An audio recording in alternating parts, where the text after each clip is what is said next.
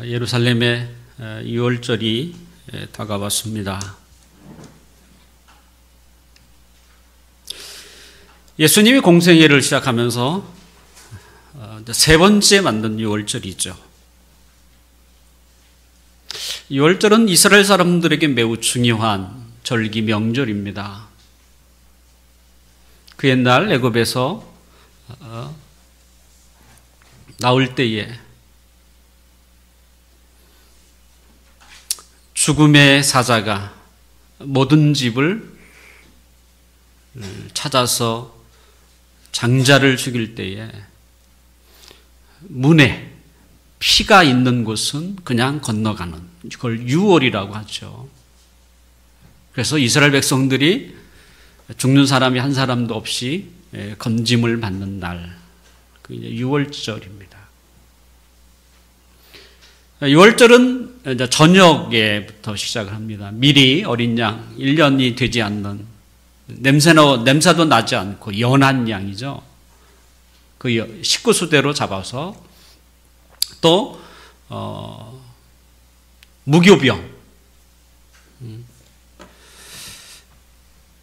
무기병을 사전에 준비를 해서, 그리고 유월절이 시작이 되면 저녁부터 그 어린 양 고기와 무교병을 먹음으로 시작이 됩니다.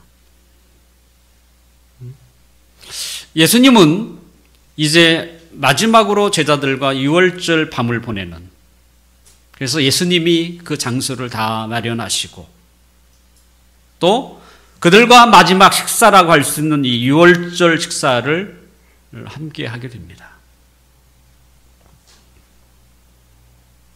오늘 본문 1절에서 보면 예수님은 이제 이 세상을 떠나 아버지께로 돌아갈 때가 가까이 왔다는 것을 아셨습니다.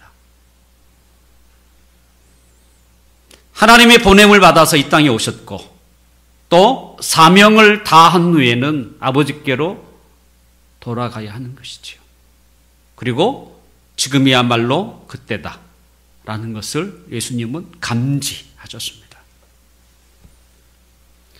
예수님과 제자들이 이제 함께 보낼 시간도 몇 시간밖에 주어지지 않습니다. 또 예수님도 이 세상을 떠날 시간이 하루도 채 남지 않는,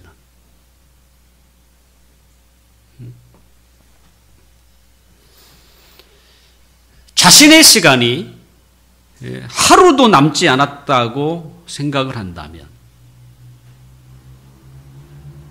그 마음이 어떠하겠습니까? 나의 살던 마지막 시간이 하루밖에 남지 않았다. 우리는 그런 상황이 없어갖고 저도 그걸 어떻게 하겠습니까? 하지만 지금 우리가 가지고 있는 그런 마음하고는 분명히 다를 것이다. 또 달라야 하겠죠.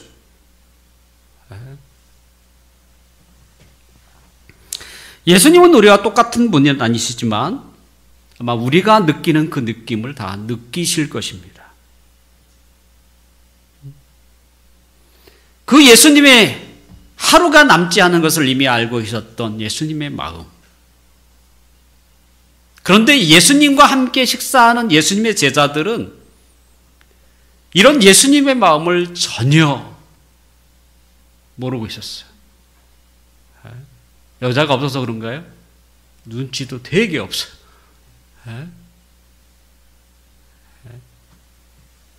도리어 그들은 뭔가 좀 들떠 있어요. 더군다나 그들 중에 한 사람인 가룟 유다는 예수님을 팔 기회, 그 찬스만을 지금 노리고 있어요. 또 어쩜 이렇게 다를까? 예수님의 마음이 다르고 또 12제자 중에 11명의 제자의 마음이 다르고 또 그 중에 한 사람이 또 다른 마음을 품고 있고, 분명 한 자리에 모였지만 서로 마음이 다른, 사람의 마음을 익히 다 알고 계신 예수님이 그들이 보이지 않겠습니까? 주님이 그들을 바라보면서 느꼈던 마음, 어떤 마음이었을까요?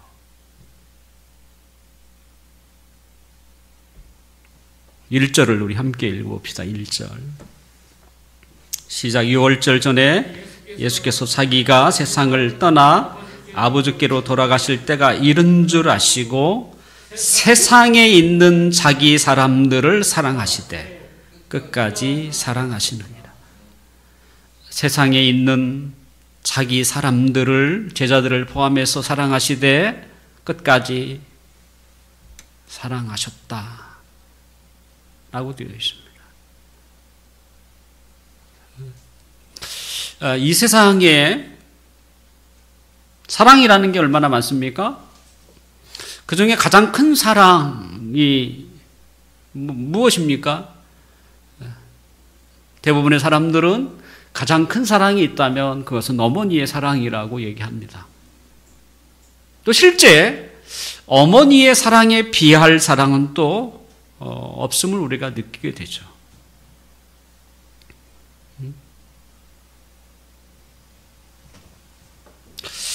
분명 이 세상에 우리 인간의 사랑 중에 어머니의 사랑이 가장 크다고 하는 일에 누구도 다른 생각을 가지지 않을 것입니다. 가장 큰 사랑이라고 하는 어머니의 사랑일지라도 그렇다고 해서 아무 결점이 없는 것은 아니죠. 우리 자체가 죄성을 품은 사람들이라 그 죄인에서 나오는 인간의 사랑, 그리고 가장 큰 사랑이라고 할지라도 그 사랑에는 왜곡될 수가 있죠. 때로는 이기적인 사랑도 있습니다. 그래서 인간의 사랑은 온전할 수가 없습니다. 자녀에 대한 그 어머니의 마음이 가장 속상할 때가 언제일까요?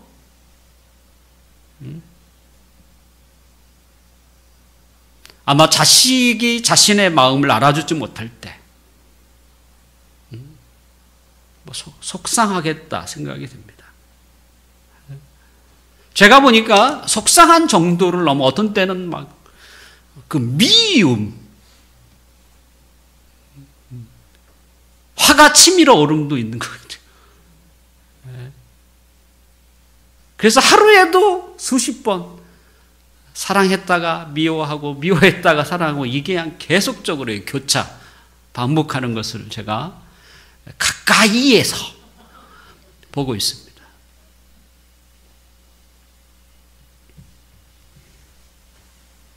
제자들은 예수님이 유월절을 맞이해서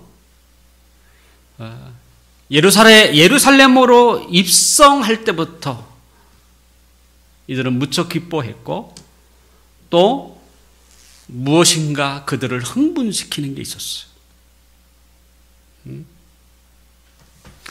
예수님은 마지막 유월절이라고 생각하셨고 그리고 이번에 올라가면 십자가에 지신다는 것을 알고 예루살렘에 올라가는데 제자들은 전혀 다른 반응을 가지고 있었죠. 도대체 이들이 왜 이렇게 들떠 있었을까라고 할 때에 누가복음 22장 24절 이하에 보면 유월절 식사를 함께 나누는 중에 제자들이 서로 논쟁을 했어요. 논쟁의 주제는 누가 더 높은 자리에 앉을 것인가라는 거였어요. 그런 다툼이 일어나고 있었다고 이제 기록을 하고 있죠. 예수님은 굉장히 심각한데 제자들은 흥분해서 어쩔 줄 몰라 하고 있는, 도리어 누가 더 높은 자리에 올라갈 것인가에 대한 논쟁만을 일삼고 있는, 더군다나 그들 중에 한 제자인 가룟 유다는 마귀에게 사로잡혀서 예수님을 넘길 기회만을 엿보고 있는,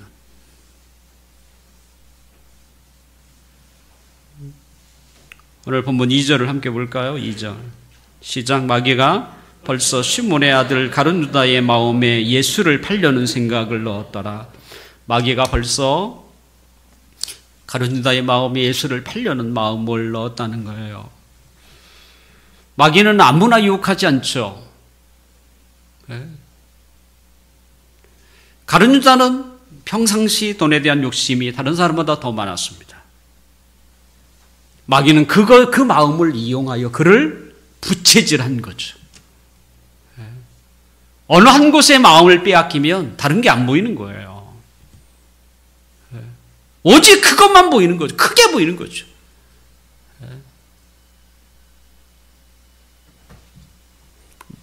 가룟 유다가 그와 같은 것이죠. 우리 같으면 사람의 속을 다 알 수 없기 때문에 속상함도 덜할 것입니다. 하지만 예수님은 하나님의 아들로서 제자들의 속을 다 알고 계세요. 그들의 마음도 알고 계시고 그들의 생각도 알고 계십니다. 예수님의 마음과 너무나 다른 것을 보고 계시는 예수님의 마음이 얼마나 속상하겠어요.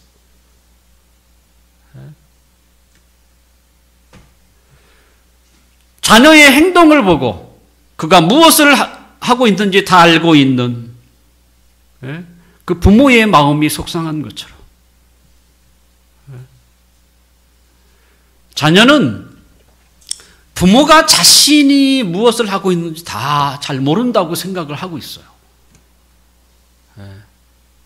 하지만 부모는 자녀의 모든 것을 100% 다 알지는 못할지라도 대충은 다 압니다. 왜? 그 시기를 다 거쳤거든요. 문만 닫아도 뭐 하고 있는지 대충 짐작을 하는 것이죠. 그래서 그것을 알기 때문에 속상한 거예요. 또 그것을 알기에 미운 거야.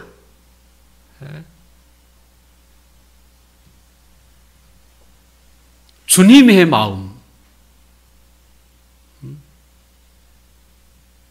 예수님은 제자들의 마음을 속속들이 다 알면서도 그들을 어떻게 해요? 사랑하겠다. 끝까지 그들을 사랑하겠다. 또 사랑을 베푸십니다. 그게 주님의 마음이요. 우리를 향한 하나님의 마음. 모르는 게 아니에요. 하나님과 정반대의 마음을 가지고 혹시 예배 여기 앉아 있을지라도 저는 몰라요. 남자이기 때문에 더 몰라요. 하나님은 아시잖아요. 그런데 하나님을 보니까 정반대의 마음을 가지고 있어요.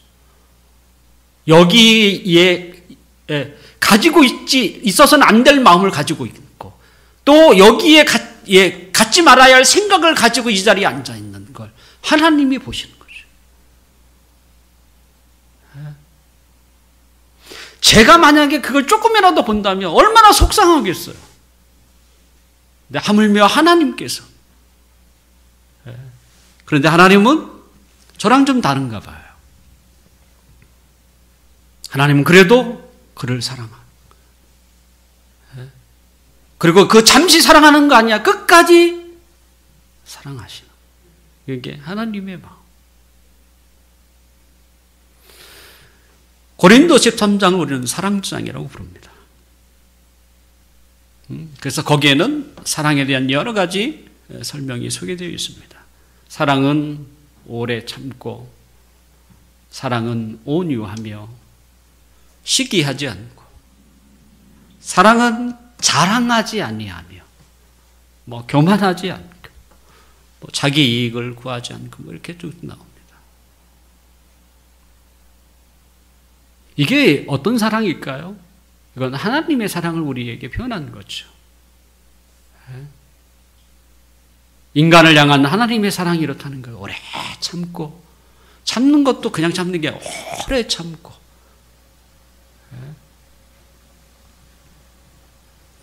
시편 27편 10절에 보면 다윗의 고백이 나오는데요. 다윗은 언제인지는 잘 모르겠지만 부모가 자기를 버렸다고 생각한 적이 있었습니다. 또 실제 그런 일이 있었는지 잘 모르겠습니다만 다윗이 그렇게 부모마저 자기를 가장 사랑해 줄, 자신을 가장 아껴줘야 할 부모마저 다윗을 버렸다는 거예요. 그럼 누가 남았겠어요? 다 떠났다는 얘기죠. 하지만 자신을 반가이 맞은 분이 있었다는 거예요. 오직 하나님밖에 없었다. 그래서 시편 27편 10절에 보면 내 부모는 나를 버렸으나 여호와는 나를 영접하셨다. 기쁘게 자기를 받아들였다. 사도 바울은 로마서 8장에 보면 이 세상의 그 어떤 것도 우리를 향한 하나님의 사랑에서 끊을 수 있는 것은 하나도 없다 라고 얘기합니다. 죽음마저도 혹할이라고 할지라도 혹 다른 사람은 나를 버릴 수 있습니다. 배신할 수 있습니다. 하지만 하나님은 그렇지 않으세요. 하나님은 우리와 달라요. 결코 우리를 버리지 않는. 그게 하나님의 사랑입니다. 끝까지 그 사랑을 유지해 주시고 또 사랑하시는 분. 이것이 하나님의 사랑입니다.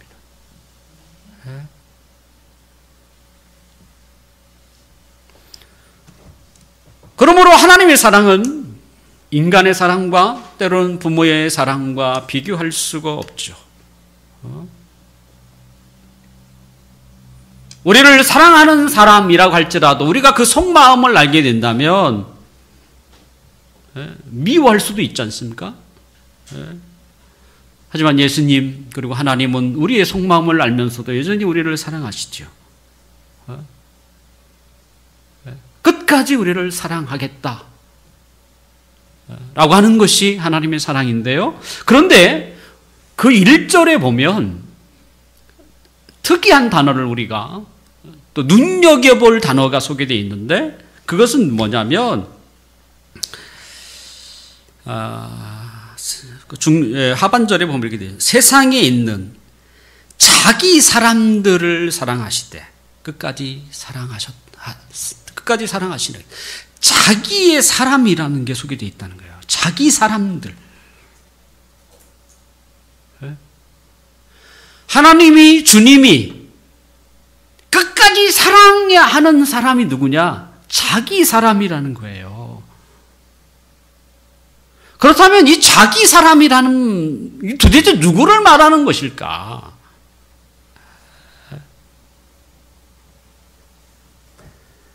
하나님의 사랑은요, 모든 사람에게 베풀 만큼 넓고 또 넓은 우주적인 사랑입니다. 그런데 우리가 사랑을 좀 이해할 필요가 있습니다. 사랑은 일방적이지 않습니다. 이 말은 사랑은 강요하지 않는다는 거잖아요. 사랑이라고 하는 것은 주고받는 것입니다. 내가 그 사랑을 주면 그 사랑을 받아야 사랑이라는 게 형성이 돼요. 무조건 준다고 사랑이 아니에요. 그것을 받아야만 온전한 사랑이 성립을 하는 것입니다. 그러니까 사랑은 주고받는 것입니다. 누가 주면 그 사랑을 받아야 사랑이 성립이 되는 거예요. 내가 아무리 주는데 그 사랑을 안 받아. 이건 사랑이 아니에요. 온전한 사랑이 아니에요. 그래서 뭐라 그래요? 한 사람은 줬다고 그렇게 하는데 한 사람은 뭐예요? 난 안 받았다고 얘기하잖아요.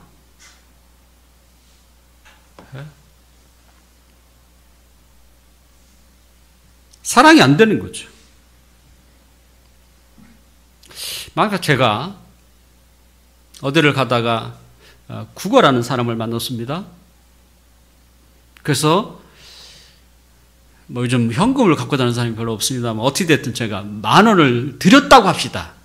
드린 일은 없지만 드렸다고 합시다. 드렸다고 합시다.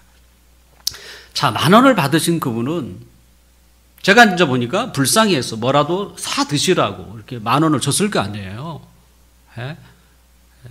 근데 그분이 뭐라도 좀 끼니라도 사서 주셨으면 좋겠는데 그렇게 하지 않은 거예요.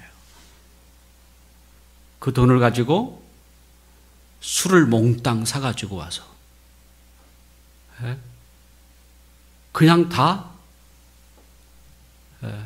술값으로 다 쓴 것이죠. 그렇다면 뭐가 될까요?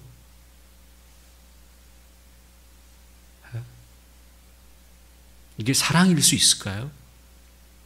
주는 사람은 사랑으로 줬죠. 근데 받는 사람이 받은 게 아니에요. 도리어 자신을 이익이 아니라 해롭게 한 거죠. 그 사람이 해로워지라고 주는 게 사랑입니까?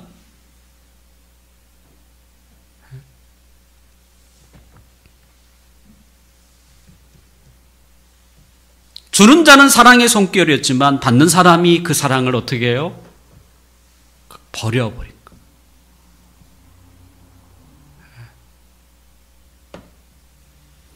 본회퍼는 그런 사랑을 가장 값싼 사랑이라고 표현한 적이 있습니다.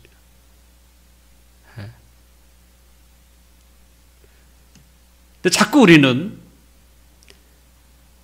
그냥 주면 끝내버려 라고만 생각을 해요. 그냥 그 순수하게 주고 하면 됐지. 사랑을 자꾸 왜곡시키는 거예요. 우리가 남녀의 이성 간에 사랑할 때도 나만 사랑하면 됐지 이렇게 끝나나요? 그럼 다 돼요? 그게 어떻게 됩니까? 사랑이 형성이 안 되는데.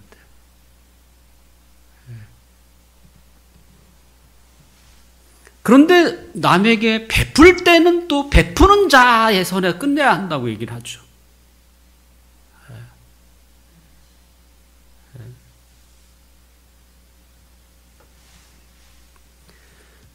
하나님이 우리에게 주시는 사랑도 똑같습니다. 하나님은 그 사랑을 모든 사람에게 다 똑같이 베풀죠. 우주적인 사랑이라고 할 만큼. 하지만 그 사랑을 사람들은 버린다는 거예요. 그러니까 사랑이 형성이 안 되죠.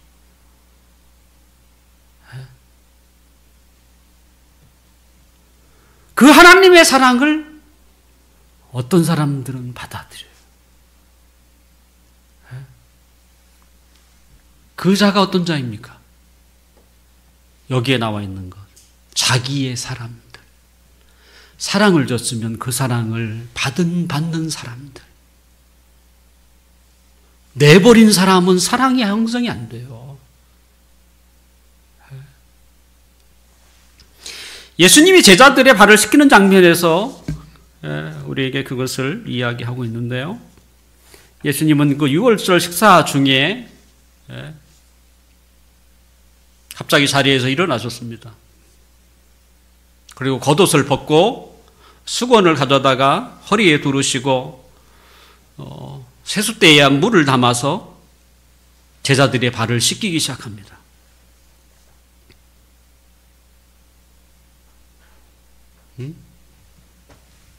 전혀 예상치 못한 일이 일어난 거예요. 제자들은 예수님이 자신들의 발을 씻기실 때 누구 하나 왜 제 발을 씻기십니까? 라고 묻는 자가 없었습니다.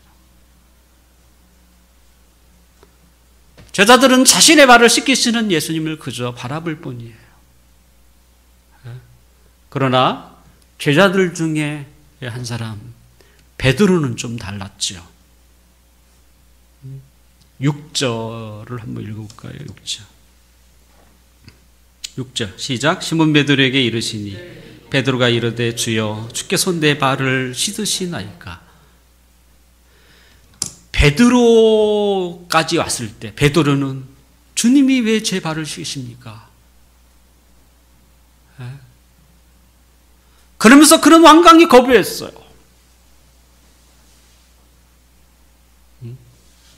주님이 제 발을 씻기실 수는 없습니다. 그러자 주님이 내가 너의 발을 씻어주지 않으면 너는 나랑 상관이 없는 사람이 되는 거야. 그 말을 듣고 베드로는 그럼 내 발뿐만 아니라 내 손과 머리도 씻어달라고 얘기합니다. 베드로는 좀 달랐죠. 약간 단순하게 저는 것 같고.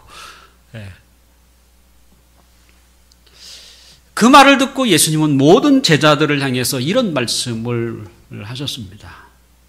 오늘 본문 10절과 11절 같이 한번 읽어볼까요? 10절과 11절 시작. 예수께서 이르실 때 이미 목욕한 자는 발밖에 씻을 필요가 없느니라. 온 몸이 깨끗하니라. 너희가 깨끗하나 다는 아니라 하시니 이는 자기를 팔자가 누구인지 아심이라. 그러므로 다는 깨끗하지 아니하다 하시느니라. 예수님은 이미 너희들은 목욕한 자라는 거예요. 분명히 다는 아닐지라도 한 사람은 아니라는 거잖아요. 예수님 팔자. 예수님이 이 발을 씻기는 이 장면을 통해서 그들에게 상징적으로 이 목욕이라는 단어를 통해서 또 발을 씻기는 이런 내용을 통해서 상징적으로 그들에게 무엇을 말해주고 싶었습니다. 목욕했다는 말이 뭡니까? 그것은 예수님의 피로 말미암아 모든 더러운 죄가 다 씻김을, 모든이죠, 모든. 꼭 목욕을 한 사람처럼 다 씻음을 받았다는 것이죠. 그걸 다르게 표현하면 하나님의 사랑을 그들이 받았다는 것이죠. 예수님의 사랑을 가장 잘 나타내는 게 뭡니까? 십자가의 죽음이에요.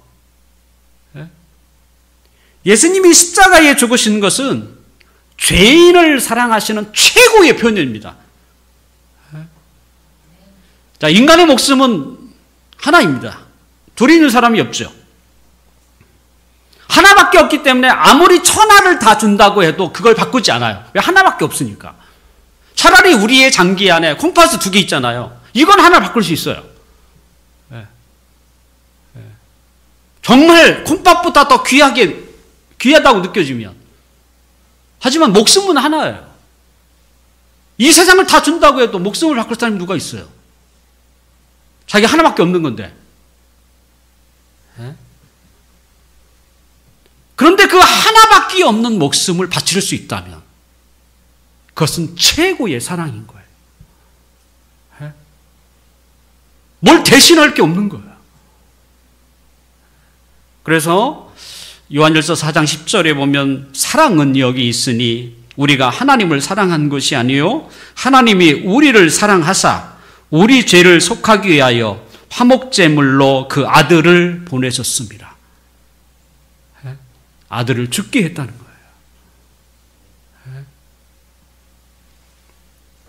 결국 하나님의 사랑을 받은 자, 하나님은 그 아들을 십자가에 죽게 하심으로써 우리에게 사랑을 표현하신 거예요. 이보다 더 큰 사랑이 없습니다. 근데 그 사랑을 받은 자, 사랑을 주면 받은 자가 있지 않겠습니까? 그 사람이 죄 씻음을 받은 사람이고 그 사람이 바로 주님이 얘기한 나의 사람들, 내 사랑을 받은 사람들, 하나님의 사람이 되는 것이죠.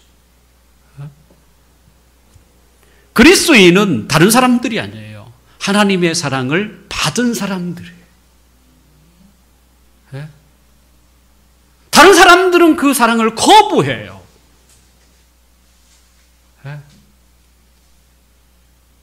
던져버리는 사람도 있어요. 하지만 최소한 우리는 그 사랑을 받았잖아요.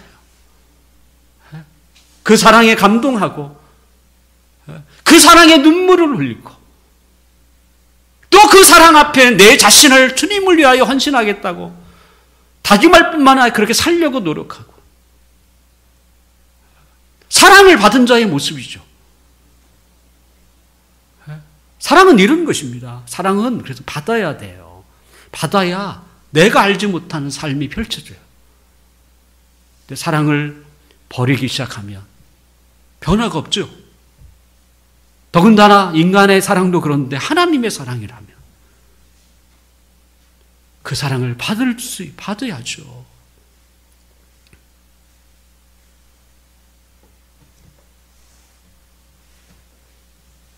그것이 바로 온전한 사랑입니다.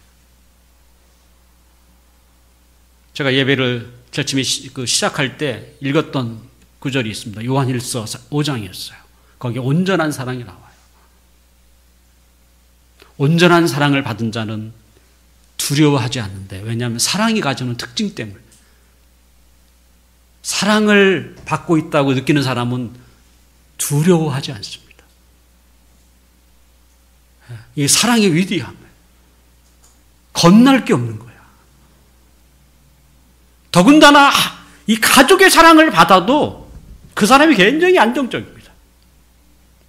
하물며 하나님의 사랑을 내가 받고 있다, 이걸 느끼는 사람은 두려울 게 없어요. 원래 사랑이 가지고 있는 위대함. 근데 두려워하고 있다, 그것은 뭐예요? 사랑을 받지 않는다는 거죠. 하나님은 분명히 사랑을 주었는데도 불구하고 그 사랑을 받지 않으면 두려운 거예요.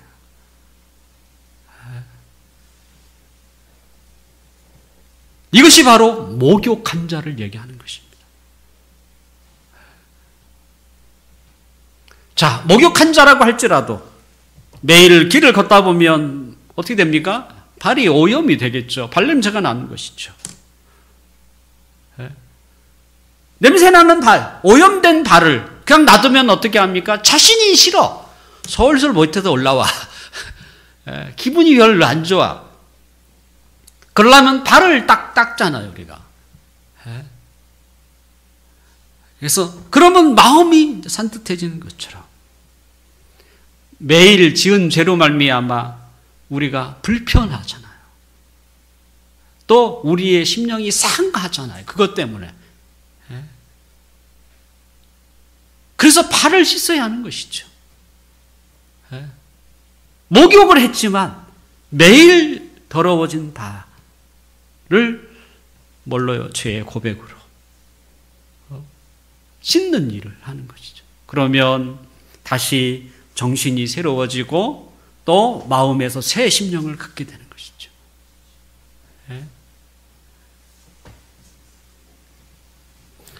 하나님의 사랑은요, 인간의 사랑과 다릅니다.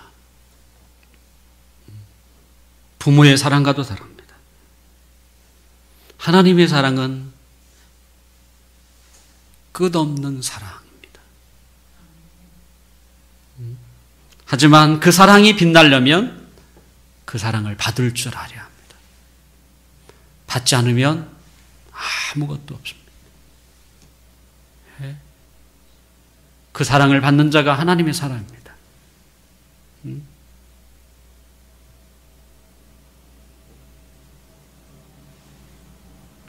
여러분은 어떤 사람입니까? 하나님은 여러분을 사랑하셨습니다. 그 아들을 죽게 하기까지. 무엇을 더 바라겠습니까? 하나밖에 없는 목숨을 우리를 위하여 바치셨는데,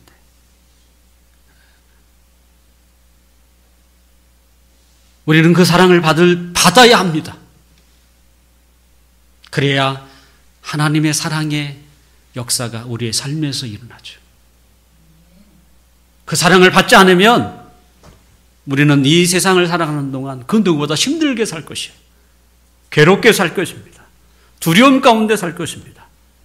하지만 하나님의 사랑을 받는 순간 두려움이 사라집니다. 때로는 근심과 걱정이 사라져요. 신기롭게도 우리는 그것을 하나님의 은혜라고 말합니다. 하나님의 사랑을 받는 우리 모두가 되기를 바랍니다. 그 사랑이 우리에게 복입니다. 그 사랑이 우리에게 생명이고 그 사랑이 우리에게 행복이에요. 때로는 부모의 사랑을 덜 받을 수 있습니다. 하지만 하늘은 열려 있어요. 하나님의 사랑의 창고는 열려 있다는 거예요. 더군다나 하나님의 사랑은 더 크잖아요. 이 끝없는 하나님의 사랑을 여러분이 받을 뿐만 아니라 늘 그걸 확인하셔서 여러분이 살아가는 하루하루의 삶에 그 사랑의 위대함이 또 사랑의 역사가 하나님의 은혜로 여러분에게 넘쳐나시기를 바라고 그 은혜 속에서 하나님의 사람으로 날마다 서가기를 주님의 이름으로 축원합니다. 기도하겠습니다.